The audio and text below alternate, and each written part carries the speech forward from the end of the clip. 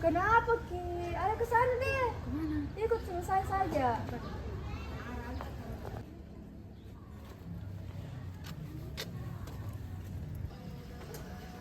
Kenapa Ki Santi? Kenapa kacau sekali kata? Banyak berpikir, weh. Apa? Masalah keluarga. Sudah ya saya juga begitu. Capek, bingung. Ada saran tuh, tapi tidak disarankan sebenarnya ini. Tapi bisa kita buat tenang, damai dan seperti beban hilang tuh. Nafsa? Jangan kau ribu jangan hati-hati kok. Iya memang nafsa, tapi ini tuh bisa kau buat tenang, damai kok. Coba nih. Tidak yakin kak deh. Coba misalnya coba saja, aman Ji. Aman betul jika? Aman. Sudah kita coba. Iya. Iya coba nih.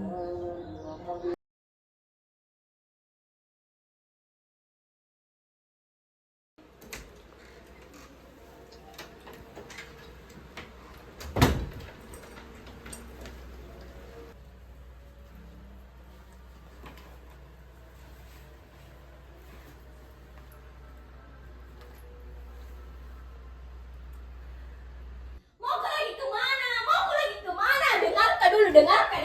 Mau kemana? Keluar. Apa bikin keluar dari tadi? Keluar apa lagi? Mau keluar karena kau tidak pernah kau urus kak, tidak pernah kau masakkan kak. Tidak pernah kau kurus dari pagi sampai malam. Sampai malam saya kerja apa lu bikin? Kau tidak pernah dari dulu sampai sekarang tidak pernah kau nafkahi di keluarga. Kau bilang. Dengarkan dulu, dengarkan.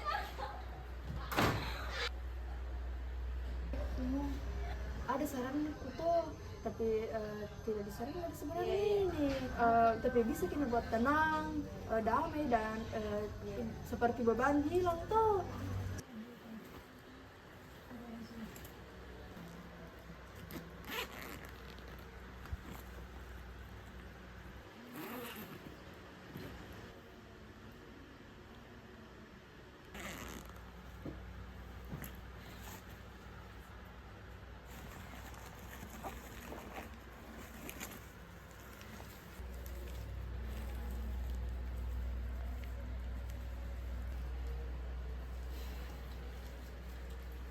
Tapi ini tuh bisa kau buat tenang, damai kok. Coba nih.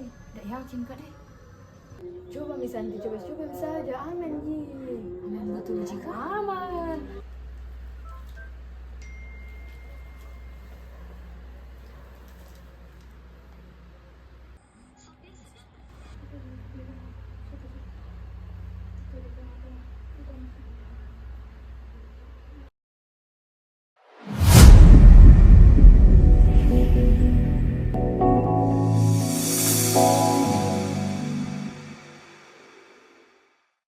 Assalamualaikum warahmatullahi wabarakatuh.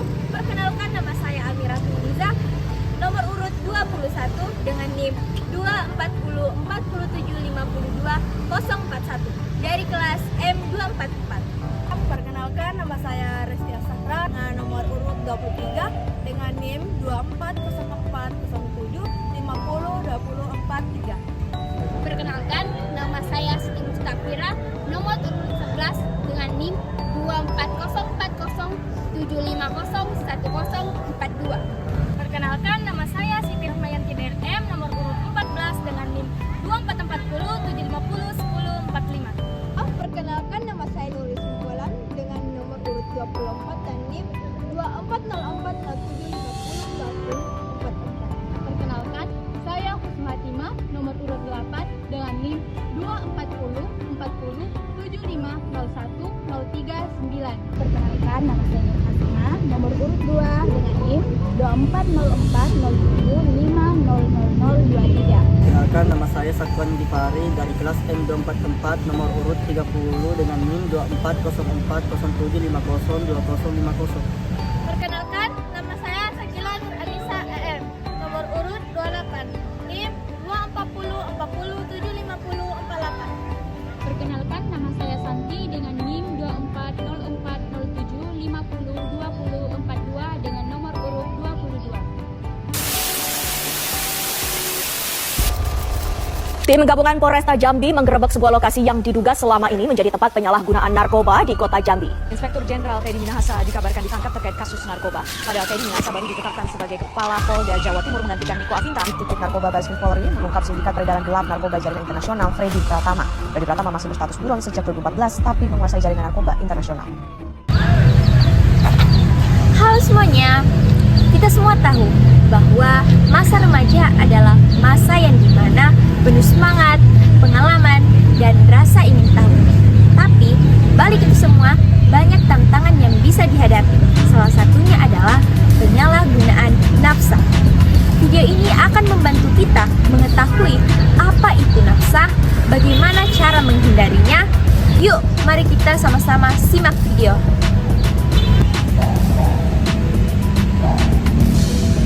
Nah, apa sih itu nafsa? Nafsa adalah singkatan dari narkotika, psikotropika, dan zat adiktif lainnya. Di mana narkotika ini adalah zat yang dapat menyebabkan penurunan atau kehilangan kesadaran, menghilangkan rasa nyeri, dan menyebabkan ketergantungan. Contohnya itu morfin dan ganja. Selanjutnya itu psikotropika, di mana psikotropika ini adalah zat yang dapat memengaruhi pikiran, emosi, dan perilaku. Contohnya itu ekstasi, sabu-sabu, dan LSD. Dan yang terakhir itu zat adiktif lainnya. Contohnya itu seperti rokok, lem, dan zat lainnya yang dapat menyebabkan kecanduan. Apa saja jenis dan contoh dari nafsa? Jadi, nafsa dibedakan menjadi 3 golongan. Golongan pertama yaitu nafsa yang sangat berbahaya sehingga tidak dapat digunakan dalam medis. Contohnya yaitu ganja dan heroin. Golongan kedua yaitu nafsa yang bisa digunakan dalam medis. Contohnya yaitu morfin. Golongan ketiga yaitu nafsa yang bisa digunakan dalam terapi. Contohnya yaitu koloid. Nah, selain ketiga golongan tadi, rokok, alkohol, dan lem aibon juga merupakan zat adiktif yang bisa disalahgunakan terutama oleh para remaja. Nah, penyalahgunaan nafsa ini dapat dilakukan dengan berbagai cara. Dihisap, dihirup, diminum, dibakar, dan dihirup asapnya. Nah, banyak remaja yang awalnya mencoba-coba memakai nafsa ini, dan ada juga yang karena ikut-ikutan teman dan juga karena tekanan sosial yang dia dapat. Jadi, sekali kita mencoba nafsa ini, kita akan mengalami yang namanya efek kecanduan. Dampak nafsa bagi kesehatan. Penyalahgunaan nafsa berdampak buruk pada tubuh. Nah, yang pertama itu fisik. Turunnya nafsu makan serta gangguan pada organ tubuh seperti otak, paru-paru, dan hati. Nah, yang kedua itu psikis. Terjadinya gangguan jiwa serta sering terjadi marah. Nah, terus yang ketiga itu kecanduan. Tidak dapat berhenti. Jika dipaksa untuk berhenti maka akan menjadi dampak seperti sakaus. Penyakit yang disebabkan oleh nafsa. Selain kecanduan, nafsa juga menimbulkan beberapa penyakit yang serius. Yang pertama, HIV atau AIDS dan hepatitis. Penyakit ini terjadi karena penggunaan jarum suntik secara bergantian. Yang kedua, sirosis hati. Penyakit ini terjadi pada pecandu alkohol dan narkotika tertentu. Yang ketiga, kerusakan paru-paru. Terjadi karena menghirup zat yang berbahaya. Yang keempat yaitu penyakit jantung, seperti irama jantung yang tidak stabil dan serangan jantung. Yang kelima yaitu kerusakan otak, seperti menurunnya daya ingat dan kejang-kejang. Penyalahgunaan nafsa tidak hanya merusak tubuh, akan tetapi juga dapat merusak kehidupan sosial. Seperti ia dapat menjadi agresif dan sulit bersosialisasi. Yang kedua, dijauhi oleh keluarga dan teman. Yang ketiga, putus sekolah atau kehilangan pekerjaan. Dan yang keempat, terlibat dalam tindak kriminal seperti pencurian dan penganiayaan. Hal ini tidak hanya berdampak bagi pelakunya saja, akan tetapi juga berdampak bagi orang yang berada di sekitarnya. faktor-faktor penyebab penyalahgunaan nafsa. Yang pertama yaitu individu. Contohnya yaitu masalah pribadi, kurangnya percaya diri dan rasa penasaran. Yang kedua yaitu lingkungan keluarga.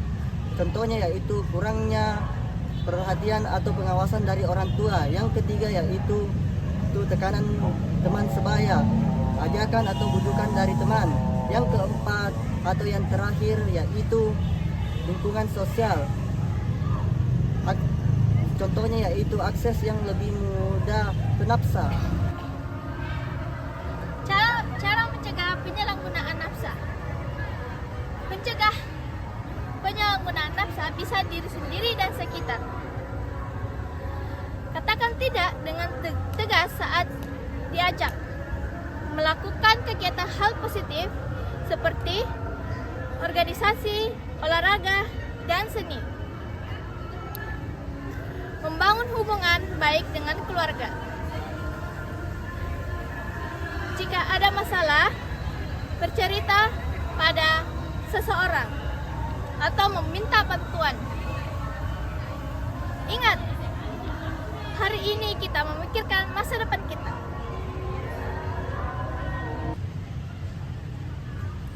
Nah, adapun peran keluarga dan sekolah. Keluarga adalah tempat pertama untuk mencegah kita dari nafsa. Dengan cara orang tua perlu terbuka, mendengarkan, dan menjadi contoh yang baik. Sekolah juga bisa memberikan edukasi, konseling, dan menciptakan lingkungan yang terbebas dari pengaruh buruk. Kita perlu dukungan dari semua orang untuk menjaga generasi muda dari nafsa.